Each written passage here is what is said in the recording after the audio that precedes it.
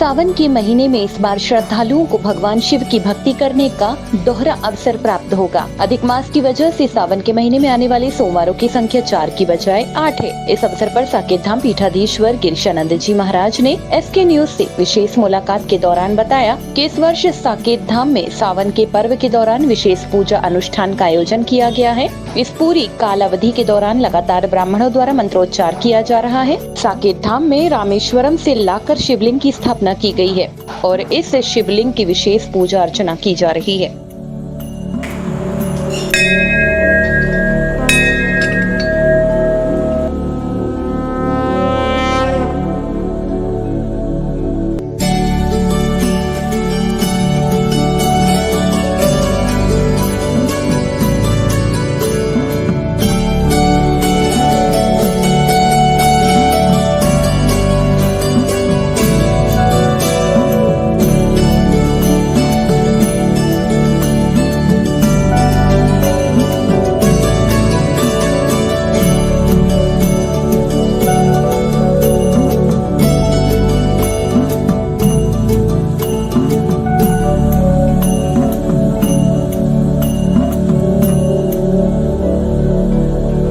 श्रावण मास में साकेत धाम परिसर में भगवान शिव का पूजन अर्चन किस तरीके से किया जाएगा, आइए हम बात करते हैं स्वामी गिरिशानंद जी महाराज से। जी स्वामी जी, भगवान शिव की पूजा आराधना किस तरीके से मंदिर में की जाएगी श्रावण मास में, बताइए। शंकरं शंकराचार्यं केशवं बादरायणं सूत्रभाष्यकृतौ वन्दे भगवन्तौ पुनः पुनः।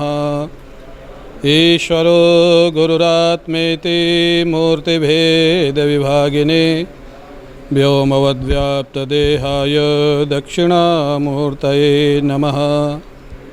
जय श्री राम, जय मां नर्मदे।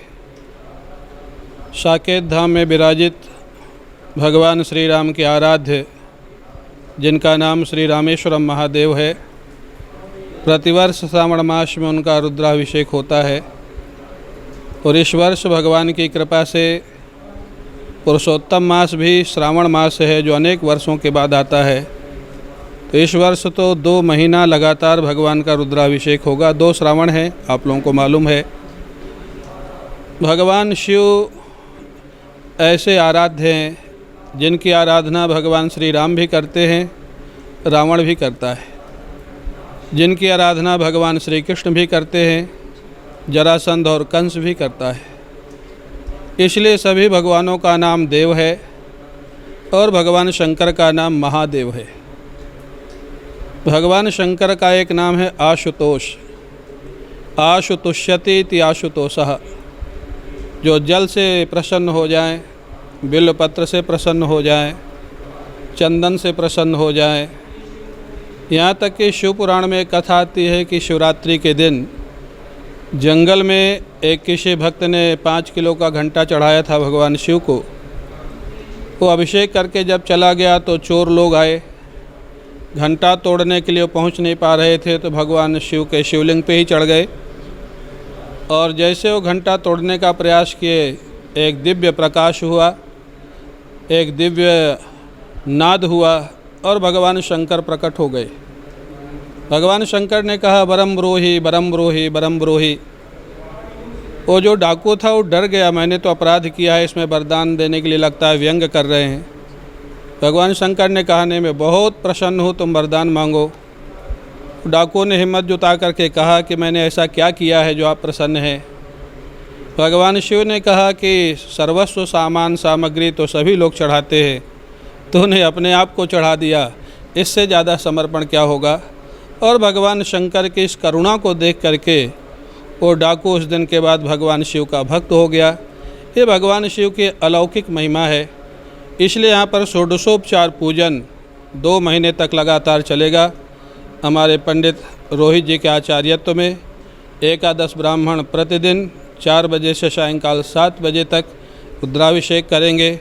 विशेष पूजन होगा विशेष पर्वों पर, सोमवार को विशेष पूजन होंगे। ये यहाँ की प्रक्रिया है। बहुत भक्तों का आना जाना है, जैसे आप देख रहे हैं गुजरात से लोग आए हैं, पंजाब से लोग आए हैं और आते ही रहेंगे 2 महीने तक। ये भगवान शिव की महिमा है। जय श्री राम, जय मां नर्मदे।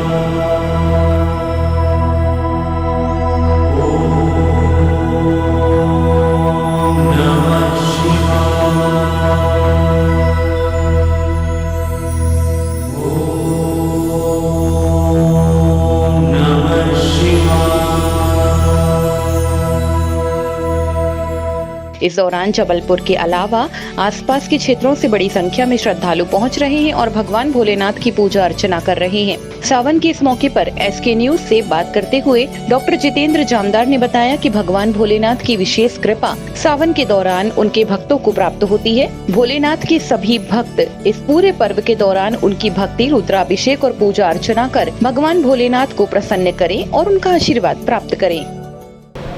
सबसे पहली बात तो यह है कि हम बड़े भाग्यशाली, परम पूज्य स्वामी गिरीशानंद सरस्वती जी ने इस स्थान का चयन किया और यहाँ पर साकेत धाम का निर्माण किया।